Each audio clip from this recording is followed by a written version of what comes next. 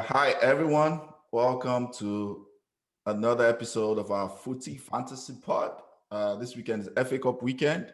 Before I jump right in and before I introduce all the guests and participants, if you're watching this, please, the way you can support us, if you're watching this on YouTube, hit the like and subscribe button. On all our other social media addresses be at the end of the pod. If you like podcasts, any of the podcasts you follow, if it allows you to provide a rating, please leave a 5-star rating for us. Follow and share. That's the way we can grow our pod. Let me introduce a new guest on Peter. He has the Inverted Wingback podcast. Peter, if you have a YouTube channel, send it to me. I'll plug it in the link or the description. All right. Thanks for joining us, Peter. Thank you very much. It's an honor. I'm excited to be here. One of my favorite podcasts. Yeah. Okay. No problem. Like I said, follow him. He has the Inverted Wingback podcast. I think it's on podcast apps. I'll plug the link in the description when the video is out. All right. Our team member, our Liverpool brethren in Ireland, is here. Ola, how are you doing, sir? Not bad. Happy Sunday.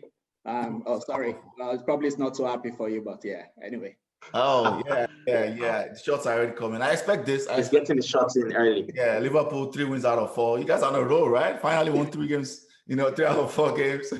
Now you can probably make. How does it feel to be in the Champions League quarterfinals? Oh, sorry. I thought you were in the Champions League. Oh, okay. You guys are okay for Europa Conference, so it's looking up. That's kind of your level right now. Okay, today we'll look at FA Cup weekend. We'll look at the Everton-City game, touch about the United-Leicester game that just ended. Touch briefly on Chelsea game. I watched that one, so I can talk about that. Then we'll just talk about the international break, something, just deviate a little bit. And why should players be flying? Should football continue? There are different dividing opinions about this. If football should be continuing, international football. Traveling around. And all of that. So we'll touch about that. So let's give the honor to our guests to first kick off today's pod. And let's start with the freshest one that just happened. I'm sure that's the one that's maybe the surprising result of the weekend. Maybe, because you think United, we should be beating Leicester. We have a better squad than them. So tell us, what are your thoughts, Peter? So what are my thoughts? I don't know. For starters, I don't know if we genuinely have a better squad than the Leicester squad. So maybe individual players, yes, but in terms of squad construction, in terms of cohesiveness, in terms of a clear plan, I don't think so. I feel like the one thing that has probably stood in the way of Brendan Rodgers for years has always been the ability, pretty much what Ole Gunnar Solskjaer does, the ability to get to go a certain distance in the race, but not be able to basically be a killer, be a closer, right? But I guess with time, he's been able to learn how to adjust himself, okay, I can tweak this, I can fine tune this, I can get these performances out of this player or that player. I mean, a bunch of people wrote Vardy off at a point in time. Vardy has started playing quite a different role where he's drawing defenders away, and creating chances for teammates. Kelechi Iheanacho, the one guy we all thought, this was actually the flashiest flash of pans. I mean, in the pan. Look at him today. I think he's scored in 4 or 5 consecutive games, averaging 2 or 3 goals per game now, right?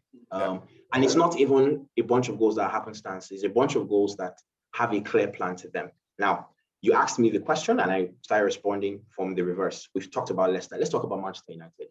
I was watching the game and I just chuckled because it was one of those games that always seemed to prove how I feel about Ole Gunnar Solskjaer. Is there progress? There's been progress. Yes, United finished outside the top. United finished in the top 3 last season, but I think about at this point in the season, we have 47 points. Right now, we have about 54, 55 points, right? So in terms of progress and an improvement in the league, yes. But here's the thing, though. There's a bunch of different factors that have to be factored in terms of context. It's post-pandemic. A bunch of powerhouses are not necessarily performing the way they should perform. If you actually watch United games, you can tell that this is a football team that may not concede a lot of goals, but there isn't always a particular plan. And when I say particular plan, people have always made it look like we're asking every coach to be a Pep Guardiola or a Jurgen Klopp or a Julian Nagelsmann. No. I mean, Burnley plays football with a plan. It may not be pretty football, but we know that the idea is, look, limit as many chances as possible for the opposition, counter-attack, dominate one chance that you get converted. What is the United plan? I want to ask, what is the United plan? It showed itself today in today's game because the way the goal came was one of those, Leicester let their guard down for a bit, right? But every other goal that Leicester scored, you could see a clear working out. Like, we take it to the wings, we swing it into the box. We try to attack through what seems to be an empty corridor of a midfield. And then the in-game management. I literally tweeted and asked a bunch of questions. Number one, what was the idea of throwing on 4 subs, right? Because you assume if I throw on this 4, like you throw these 4 subs on, they're going to do what? Wrestle the game back into control. And yes, as usual, for 5-10 minutes, momentum shifted in United's favor. And as usual, nobody scored. None of those chances were taken. But skip on that and think about how when you need stability in midfield, when you need power in midfield, you are taking Pogba off, you're taking Van der Beek off. And what was left was the infamous Mark-Fred duo. Freddie Mac Insurance Company. That's what some people call it. Fantastic. Freddie Mac, I love that. In America, it's like Freddie Mac. America. That's why it's very funny. Fantastic. So that's even a better nickname. But let's be honest, like I always ask people this question. If United is supposedly a top-tier club, right? Do you think Fred or McTominay would start for Leicester-City? No chance of it. I don't think so. Tielemans turned United down to go to Leicester-City. Let's turn away from Leicester. If we ask ourselves the honest truth, the clubs we call the biggest clubs in the world, how many of our players walk into those teams or have a space in that squad, in their squads? Not Bayern Munich, probably not Real Madrid, not Barcelona, not Manchester City. I dare say not even Chelsea, right? So it's one of those.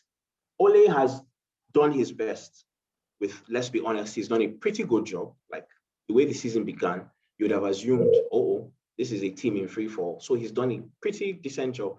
But like I always like to say, there's a huge gap and he's not the man. And he showed it today. In-game management is poor. Set play design is poor. Your squad planning it leaves a whole lot to be desired, right?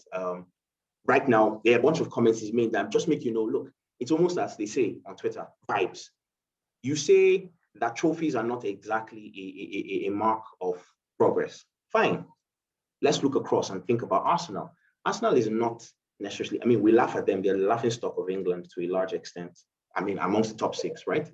But they can point and say, look, we won a trophy in X amount of games or in X amount of time, and we're working through our issues currently. Yes, our defense is not there. We can't score a goal to save ourselves. Injury records, blah, blah, blah. Well, you can actually watch their football games and figure out, this is what the plan is, but the execution is pure. Again, what is the United plan? Like, what is the United plan? If we're being serious, people will say, we're trying to go back to the... But it just feels like escapism, like, we're not being realistic about where football has gone and the resources available at United right now. So in a nutshell, not surprised that we lost to Leicester City. Good luck to them. Regarding they're going on to meet Southampton, for the love of God. It's almost as if whenever it's really, really important, Ole and his boys drop the gun. They drop the ball. They fumble the ball badly. So I guess, again, I'm going to repeat my question. What is the United plan? Until we can answer that question, it's just going to be, Pyrrhic victories and flattering to deceive. We make 2 steps forward and then 6 steps backwards. That's what it's going to be. We'll just be floating, essentially, like vibes, like I said. Just vibes FC. Perfect. Yes. You've hit almost all the points I want to talk about. The only one thing I'm going to answer is the plan. This is Ole's plan. He said it. This is not my opinion. These things he said himself, right? He said it himself. Yeah. He said it to like multiple journalists. One of them I follow a lot, Carl Anker of The Athletic. Carl Anker, I remember, yeah. Ole's plan is to drop a basic plan, put his best players or put players in position where they can thrive and they can flourish, and they walk the spaces by themselves. It's not a bad plan, right? Because I believe in football. Plan, yeah. There are many ways to skin the cat. That's fine. True. I'll tell you what the problem is. The problem with that is it requires for you to get to the glory land. Like I keep telling people, what is the end goal for Manchester United? Get back to winning EPL and Champions League. That's a club of our size, our money, our stature. That's what we should be winning. The problem, in my opinion, now that's fact. Now let's go to opinion. In my opinion, that type of plan requires close to world-class resources in, I would say, 80% of the position. We don't have that. We don't have those resources. Sure. We pretend like we do have those resources. We don't have that resources. And we are not willing, the owners are not willing to spend. So what do you do when you're in that position? You get a manager. Now let's go to the other plan. Most of the successful managers in current football right now that have won the big trophies, the Pep Guardiolas, the Jurgen Klopps, even Tuchel, who has not won the big trophy, but at least there's one, he got to final, one Ligue 1. All the best managers rated by everybody. Their plan relates to space. How you progress the ball in relation to space.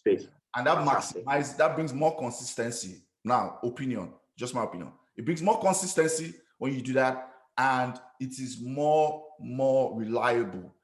Those type of plan is more reliable because there's a lot of muscle memory that's involved. Players can instinctively figure things out because they've worked on so many drills. And they recognize, oh, this is a scenario that we worked on in training, or correct. In this it's based on space, space. this is what I should do. Exactly. Yes. Yeah. And you can keep the ball more in that type of plan. And that for me, where the fundamental problem lies, right? I always tell people it doesn't mean Solskjaer is a terrible manager. Funny enough, case in point, Arsene Wenger. A lot of people think Arsene wasn't a system guy. Arsene Wenger was more about letting players thrive, express themselves. Yeah. So it's kind of what Arsene Wenger did. The difference is Arsenal, right, from the academy up on until they targeted gifted players, and all of them had been playing that way. So it was easier for Arsene Wenger to target players because he had total control. So for me, I think that's the major problem. That's the basic plan. So I don't want to dwell too much on Solskjaer. I just feel like he's done a good job. I just feel like the bottom line falls on leadership. Like leadership determines everything. If leaders want to win, they drive everything from the top. Our owners don't want to win, but they make our fans believe they want to win. And people jump on it. So that's why I don't criticize him as much. And regarding this game, everything you said, I agree with 100%. The game management, I didn't think it was good enough. But I want to shift lanes a little bit and let Ola chime in here because he was their former manager. Ola, question I have for you is, do you think Brendan Rodgers now is now ready to make a step up? Do you think he's gotten to that point? Because I've been monitoring his progress for a while. And that's why I have that question. What are your thoughts? Well, I'm sure you remember there was one of our previous podcasts that I was telling you that I was never among Liverpool fans who used to condemn Rodgers. Because there was the impression that that season that Liverpool almost won the league, it was because Suarez was on fire. It was Suarez. It was not into Rodgers. And there are still Liverpool fans up to today who still write off Rodgers based on that. I've never been among them because I know that season, if people actually sat down well and saw how Rodgers tweaked things that season, he went to a 4-4-2 diamond to get the best out of Sturridge and Suarez. People, the Liverpool fans who condemn him, ignore that. They ignore the fact that he actually did things to get the best out of the team. And we were just unlucky. Gerrard slipped and he just went. So I've always rated him. Even last season, when people started criticizing him and saying, Leicester blew the top 4 spot. That is the Butler. Yeah, I remember that. Yeah, he bottled it. There were mitigating circumstances. Now, okay, maybe he could have done better. I'm going to approach it from 2 ways. Last season, they got hit by injuries. And I remember I used to always bring up that issue that injuries are a problem because even with Man United, when there were sometimes you're criticizing Solskjaer and saying, maybe they didn't have a pattern of play. I was saying you guys had some of your key players injured at that point too. Yep. So injuries do matter. And Leicester suffered a lot of injuries towards the end of last season.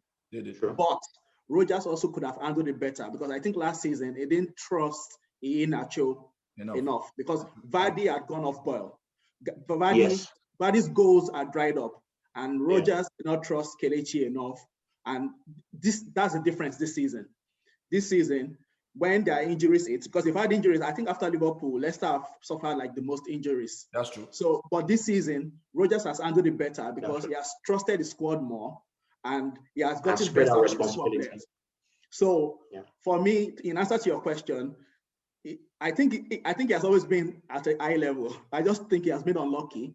It has not been about bottling. It has been maybe circumstances conspire against him, or maybe he himself took on decisions that didn't advance his cause well enough.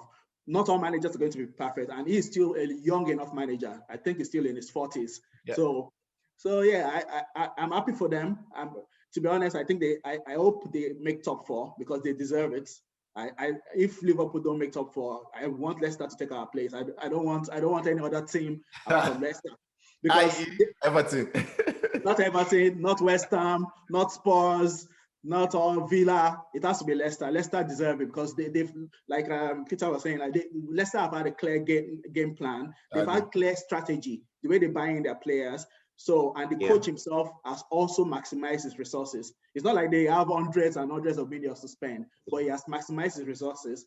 And this season, compared to last season, he has learned maybe from his errors that maybe he should trust his squad players more.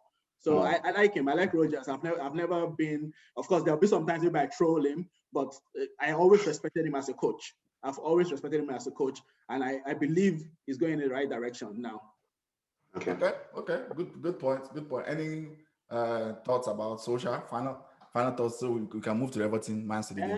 Solskjaer, for me, well, to be fair, you've given him credit because that was the issue. That was the issue I had last season when it seemed like people were just condemning him, condemning Solskjaer. It's like they never wanted to give him credit for what he achieved. Even up to now, there's still some people who never want to give him credit. They'll say it's inshallah football. Yeah. Inshallah football. Like, it doesn't deserve credit. It's just inshallah. It's God that's doing it for him. But for me, that guy deserves some credit. Yeah, it's true. You guys can do better. And I've always said it. It's true. Yes, there are better managers out there, but I believe he deserves credit, and you have given him that credit. Yep. But today, like Peter was saying, the 4 subs thing just seemed like panic stations. It just seemed like, oh, we are 2-1, let's just throw 4 subs on. It felt like panicking. It didn't seem like there was a clear plan. Okay, and it's worked for like 10 minutes. There was momentum. But I think that was when the game was lost. I think he could have thought through those substitutions better today because the game was still there. Leicester, it's not like Leicester are very solid. They're not very solid. They are liable to concede goals too. Yeah.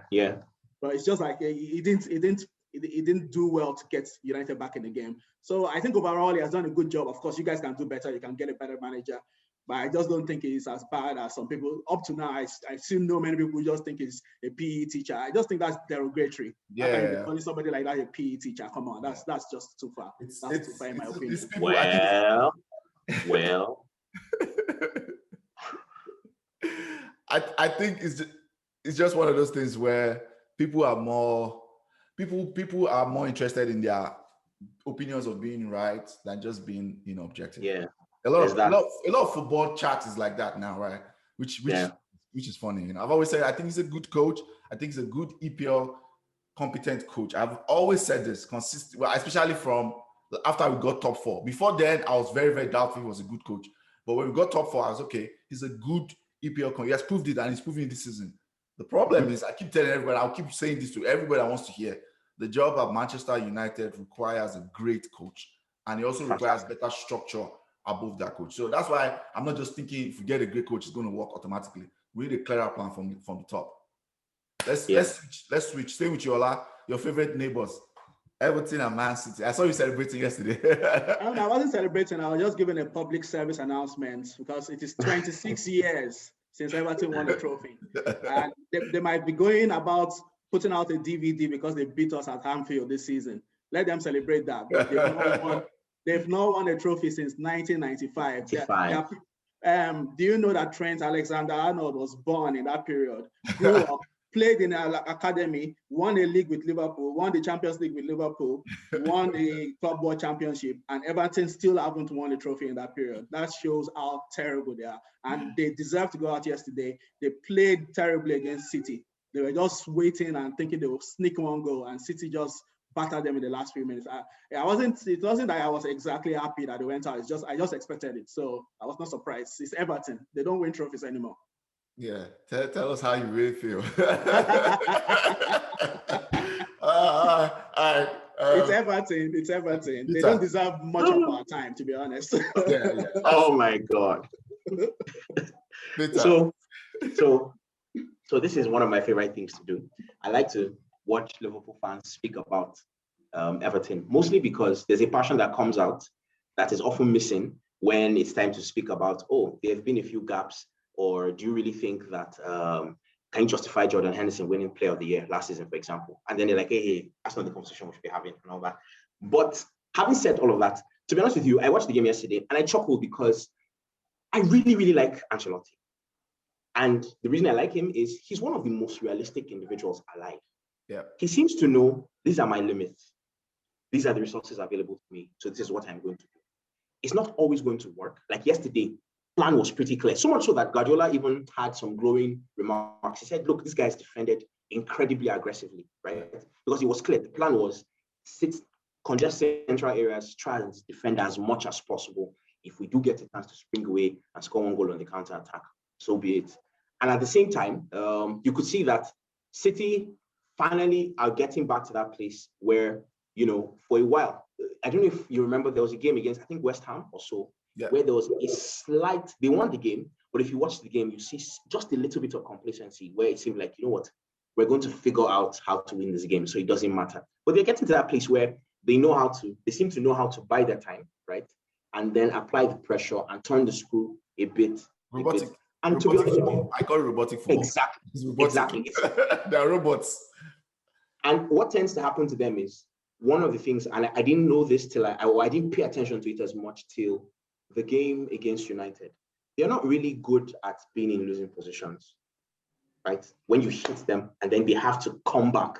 That thing of like, there was a period where Liverpool was like Thanos, inevitable last season.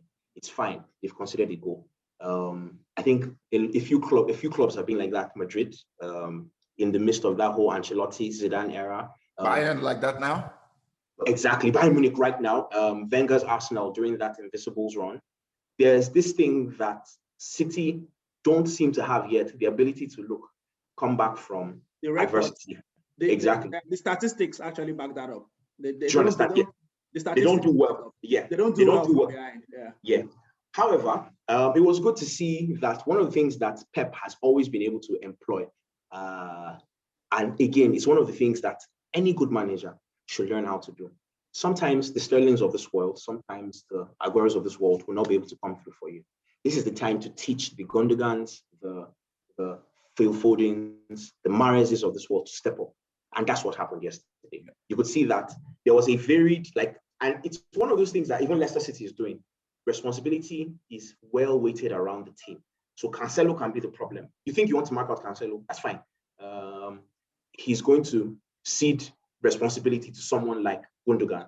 That's how their goal came. Sorry to butt in. Yeah, no, you're right. Towards the end, their centre back started stepping up into midfield. Exactly. That first goal. Goal, yeah. So when they were saying, okay, you're blocking off all the avenues, started giving the ball to the centre back. The centre back started going 30 yards, 40 yards forward. And you could see that, oh, wow.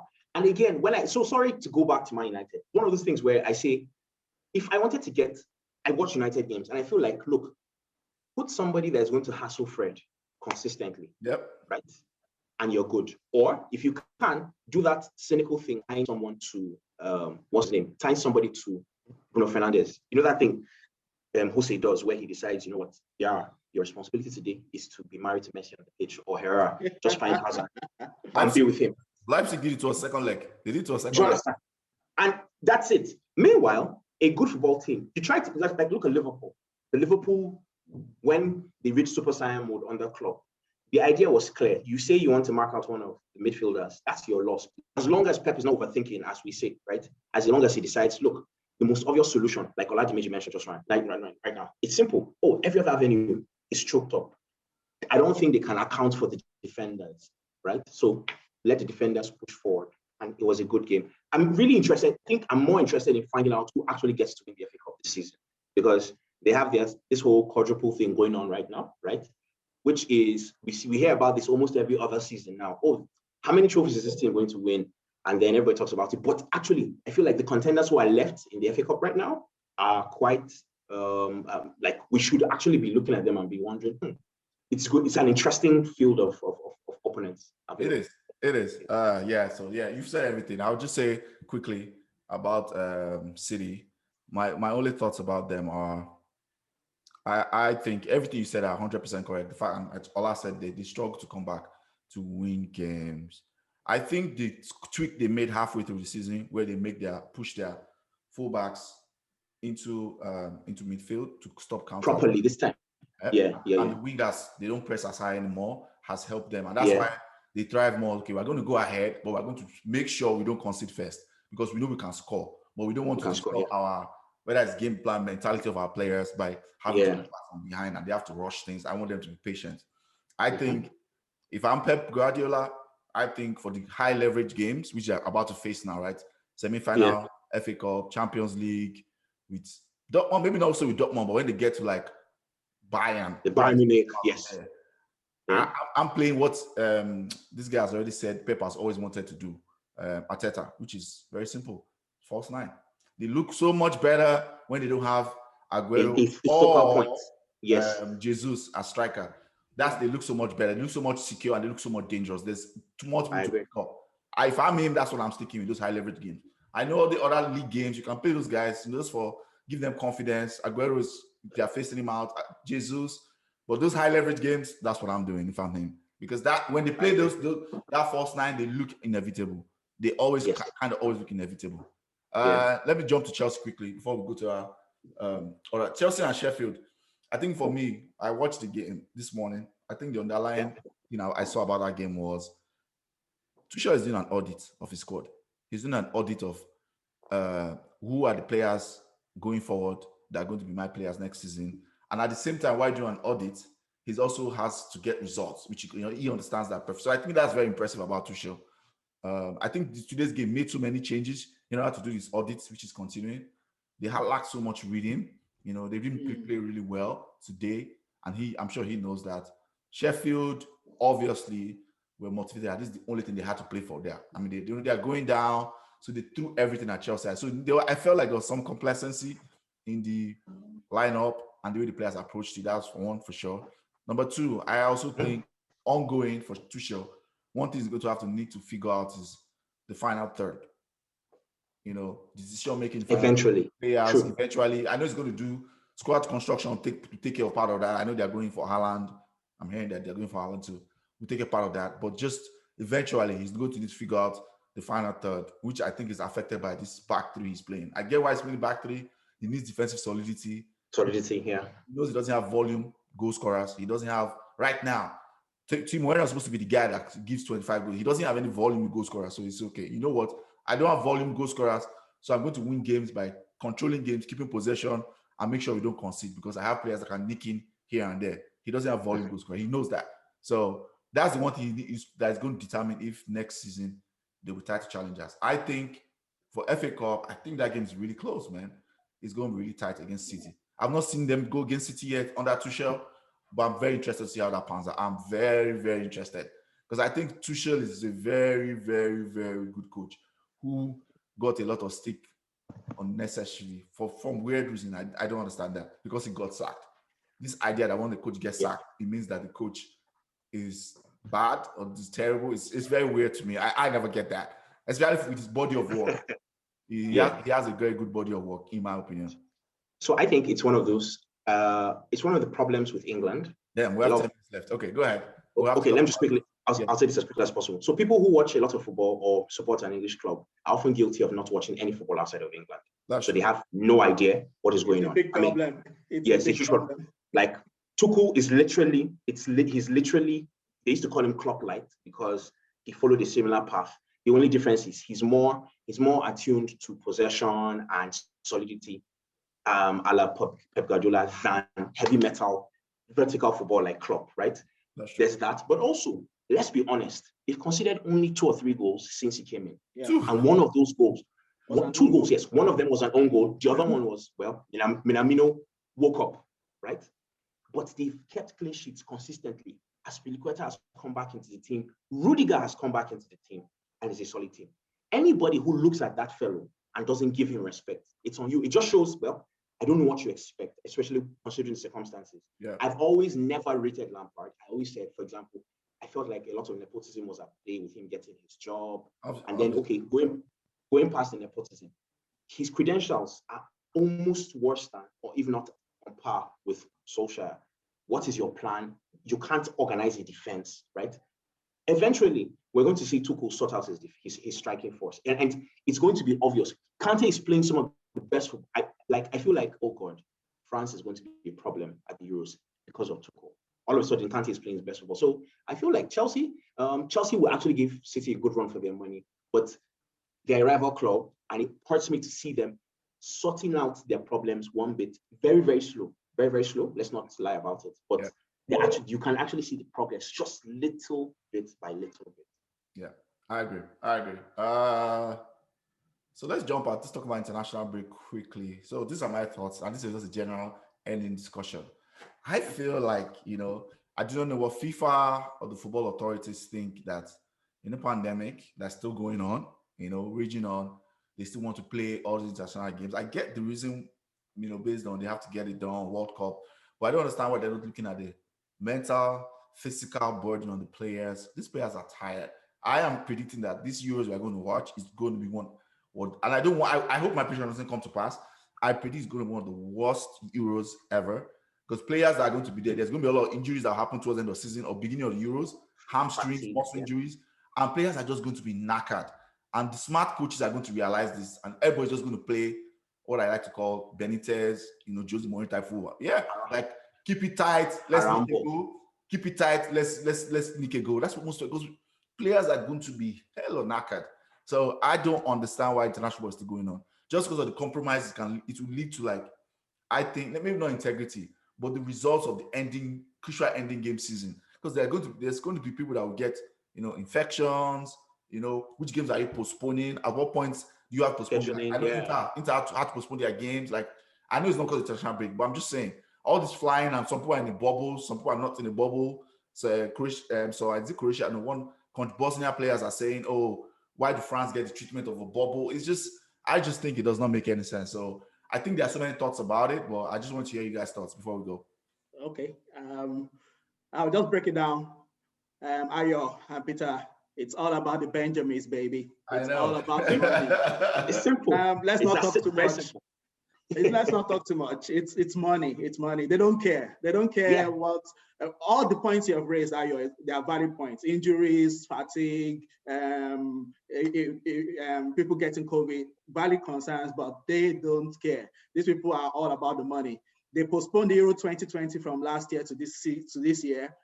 They don't want to cancel it because money has gone into that competition. Sponsors have paid. They don't want to return that money. So that competition is going to get to our head.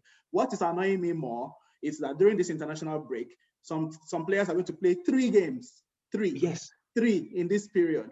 3 games. What's that stupidity? How can you play 3 games in it? Normal international break, they'll play 2. Some will play 1. Some are going to play 3. And then even worse, guys, travel for long distances. Don't forget, there's Olympics this year, and for surprise, Egypt are calling Mohamed Salah for Olympics. So it's crazy. It's crazy. Like, how do you justify it? But at the end of the day, sorry, it's all about the money. They don't care. Peter, quick thoughts. He said money.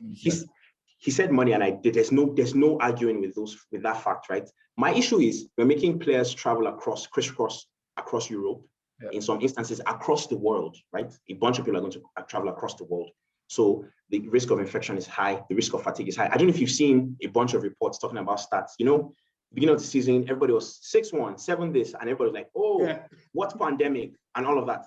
Have you seen the recent running stats? Sprints are down. There is a whole lot more possession in like final thirds.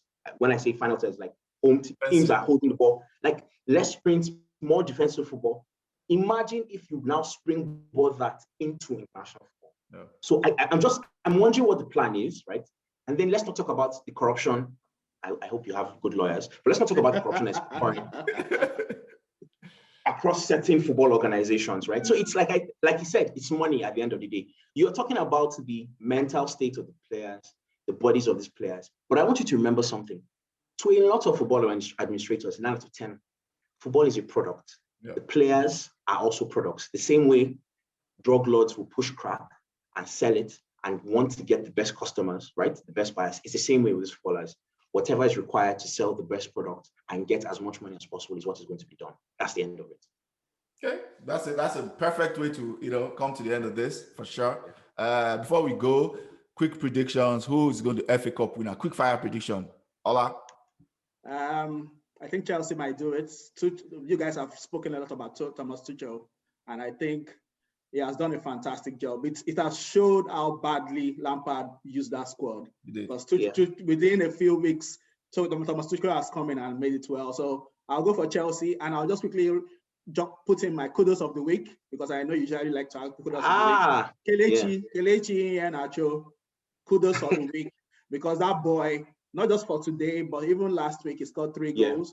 And he has come to Leicester City's rescue when they needed him most, because Vardy's goals have dried up, and Kelechi is the one who has fired them, most likely into the Champions League, and probably will get them to the final also. So kudos for the week for him. And donkey of the week is the Slava Prague player who racially abused the Rangers player. So that's just my roundup for today. Thanks. Okay. Peter, quickly. So quickly, whoever wins this tie between City and Chelsea, that's I'm not sure who's going to win. Yeah. So I feel like whoever wins this tie goes on to win the trophy. Yes, it sounds like I'm going with the big dog and looking down on the underdog, but yeah, so be it. My kudos of the week, I totally agree, Kelechi Iheanacho. I feel like he's the individual who has come in from the shadow zone, and he's proving to everybody that, look, for now, I'm the real deal. For now, like I said, his very short selection, the types of goals he's scoring are not flukes. And for me, I've always looked at that, right? That's important. He's like going back to the old guy who was... We have less than a minute. Yeah. And then my donkey of the week, of course, I'm sorry, Jose Felix Mourinho. I mean, like... So quickly, I think City wins the FA Cup. I think I agree with the kudos. I agree with that. Donkey of the week goes to Fred. It's not United quality. If we need to get... I defended for so long, I've jumped off that train. I jumped off the train last team. So yeah, I'm not defending. It's not United quality. Thank you guys for coming. Peter, it was great having you. Ola, thank you very much for having me, guys. We hope Liverpool ends in your conference league. We don't care. We don't care. We'll be back. All our addresses at the end of the pod, guys. Like, share, subscribe, and just tell a friend, tell an enemy. Bye.